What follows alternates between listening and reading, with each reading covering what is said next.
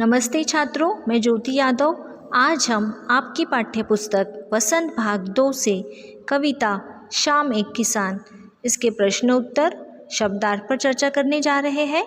चर्चा करने से पहले हम कविता का सार देख लेते हैं कि इस कविता में कवि ने हमें किस बारे में संदेश दिया है। शाम एक किसान कविता सर्वेश्वर दयाल सक्सेना द्वारा रचित है। इस कविता में कवि ने किसान के रूप में जाड़े की शाम का प्राकृतिक दृश्य का सुंदर वर्णन किया है। शाम के समय पहाड़ एक किसान की तरह बैठा हुआ दिखाई देता है। आकाश उसके सिर पर बंधे हुए साफे के समान है।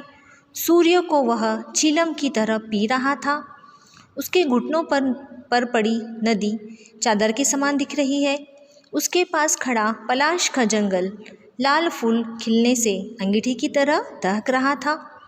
पूर्व दिशा में घना अंधकार समूह में बैठे भेड़ों की तरह दुबका हुआ बैठा दिखाई दे रहा था। तो इस तरह से हमने कविता का सार देख लिया। अब हम चलते हैं इस कविता के शब्दार्थ की तरफ।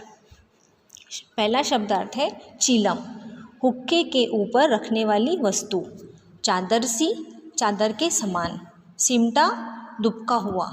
सिमटा यानी जो भेड़ होते हैं ना, सिमट कर बैठते हैं तो दुबक के बैठते हैं। गले सा, समूह के समान। औंधी, उल्टी। इस तरह से औंधी होना यानी वो जो उसकी चीलम थी वो औंधी हो जाती है, उल्टी हो जाती है और अंधेरा छा जाता है। अब हम देखते हैं प्रस्तावना। प्रस्तुत प्रश्न सर्वेश्वर दयाल सक्सेना द्वारा रचित शाम एक किसान इस कविता से लिया गया है। अब देखते हैं प्रश्नोत्तर। कविता में आए रूपक खोजकर लिखो।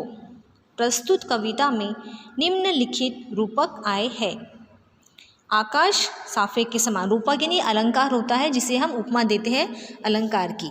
आकाश को किसकी तरह बताया है? साफे की तरह। सूरज सी चिलम खींचता पहाड़। पहाड़ जो है वो निर्जीव है लेकिन सूरज की तरह वो चिलम खींच रहा है। सूरज के द्वारा वो चिलम खींच रहा है। पलाश के जंगल अंगीठी के समान। जो पलाश के जंगल है वो किसके द्वारा दर्शाए गए हैं? जलती हुई अंगीठी के द्वारा हमारे सामने उसको प्रस्तुत किया गया है। अंधकार सिमटी हुई भेड़ों के समान। नदी सफ़ेद चादर के समान। जो नदी है उसको हमारे सामने किस तरह प्रस्तुत किया गया है कि वो चादर के समान किसान ने अपने पैरों तक, अपने घुटनों तक ओढ़कर रखा है। ठीक है, उसके बाद देखते हैं हम अगला प्रश्न। शाम कब हुई? कब से शुरू हुई? तो शाम 5 बजे शुरू हुई। इस बीच आसमान में क्या क्या परिवर्तन आए? इस बीच आसमान में चारों ओर अंधकार सा छा गया। आसमान का रंग बदल गया। पक्षियों की चहचहाट बंद हो गई। शाम के समय पक्षी जो होते हैं, पक्षियों की चहचहाट होती है वो बंद हो जाती है क्योंकि वो अपने अपने घरों की तरफ चले जाते हैं, अपने घोंसलों में चले जाते हैं आराम करने। तब से लेकर सूरज डूबने में कितना समय लगा?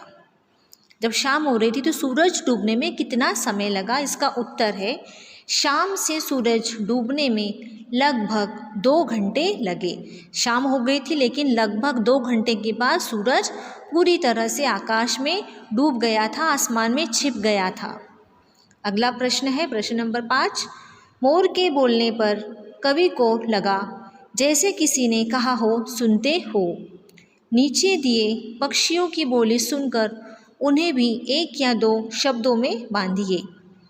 कबूतर चले जाओ, कौवा खाना दो, मैना इधर आओ, तोता चलो उड़े, चिल भागो यहाँ से, हंस चलो हटो।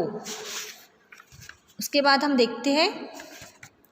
तो बेटा आज हमने शाम एक किसान इस कविता के शब्दार्थ देखे, प्रस्तावना देखी और इसके हमने सार भी, कविता का सार भी हमने समझ लिया है। तो आशा करती हूँ कि आपको शाम एक किसान इस कविता के शब्दार्थ प्रश्नोत्तर समझ में आए होंगे। धन्यवाद।